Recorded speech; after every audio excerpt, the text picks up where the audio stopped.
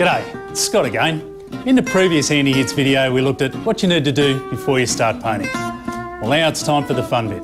Yep, the painting. And there's nothing like the satisfaction of a job well done, knowing you've done it yourself.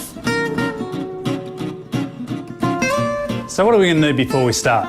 Need a couple of drop sheets, a roller, a tray and extension handle, a brush and a pipe, a paint stirrer, some Haymes sealing white and some Interior Expressions low sheen. Here's a quick tip. The latest technology acrylic paints from Haymes have virtually no odour, so there's no nasty fumes to keep you out of your home while it dries. When it comes to painting, it's always best to start from the top and work your way down. So the ceiling is your first job. When painting the cornice, you want to use a brush so that you can get into the nooks and crannies to get a nice finish with our Haymes ceiling finish. Brush along the cornice using an even spread the whole way around. Whilst painting the cornice, brush the paint onto the ceiling, painting out approximately 50mm from the cornice.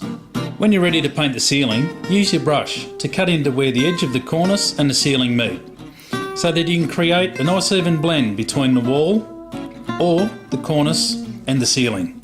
Using the roller and the roller extension handle, apply paint to the roller from the roller tray. Load the roller sleeve by rolling several times into the edge of the paint to evenly load the roller. Make sure you get an even amount of paint. You want enough to spread around, but at the same time, you don't want the paint dripping off the roller.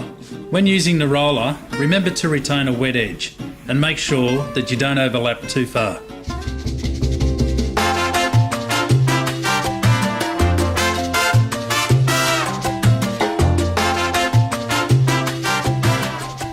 Righto, and now it's time for the walls. When you're painting your walls, again, just double check, make sure everything's covered with drop sheets. When you select your roller sleeve, remember this simple rule. The smoother the surface, the shorter the nap. The rougher the surface, the longer the nap. For standard interior plasterboard walls, a 12 to 14mm nap roller will provide you with the best result. Righto, let's get going. It's a similar principle to painting the ceiling. To begin, start painting the wall at the edges. The key to painting neatly up the edge of the wall, where two edges or colours meet, in other words, cutting in, is to use a trim brush with beveled bristles. Paint about 2 or 3 strokes at 90° angle to the edge of the wall. Start 10mm off the edge and work into the corner. Then smooth over these strokes with one long stroke, painting out from the corner first.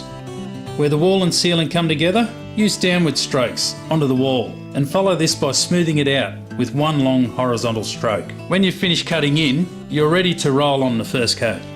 Always remember, cut in one wall at a time, then roll the wall to retain the wet edge. When using the roller, make sure that you don't overlap too far.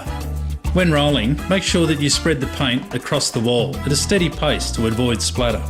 The most effective way to paint with the roller is to roll the paint on in a zigzag pattern, without lifting the roller from the wall, as if you're painting a large M. Then roll back to fill in the blanks of the letters with more horizontal or vertical zigzag strokes. Finish the area by what we know as laying off. This involves a light even roll from top to bottom over the painted surface. Repeat the process until the wall is complete before moving on to the next wall. Make sure that the first coat has dried before you start the second coat.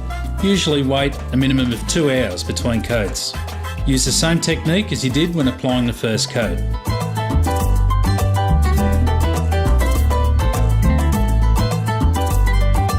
And there you have it.